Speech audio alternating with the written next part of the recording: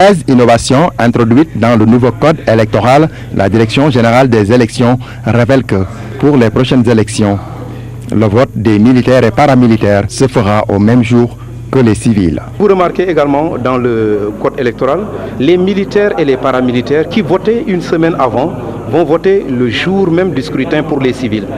Et cela a un impact au moment de leur enrôlement parce qu'ils s'inscrivent dans le même fichier que les électeurs civils.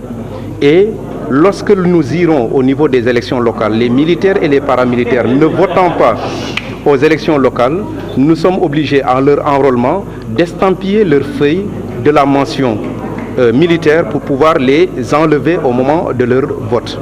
La participation des candidats indépendants est permise à seule condition que respect de l'article 4 de la Constitution qui insiste sur la souveraineté nationale mais sur l'unité nationale. Et c'est cela qui fait que la seconde condition insiste sur le parrainage pour les indépendants, un certain nombre de signatures. Là-dessus, la nouveauté, c'est que jusque-là, les indépendants, au titre du Code électoral de 2014, devaient recueillir la signature de 10 000 électeurs inscrits. La diaspora aura ses élus dans la prochaine législature. La 15e région est divisée en 8 départements. Et à l'extérieur du pays, si dans un département, vous avez un électorat supérieur à 40 000, dans ce département, ce pays-là qui aura ces 40 000, ou bien plus de 40 000, aura immédiatement 2 députés.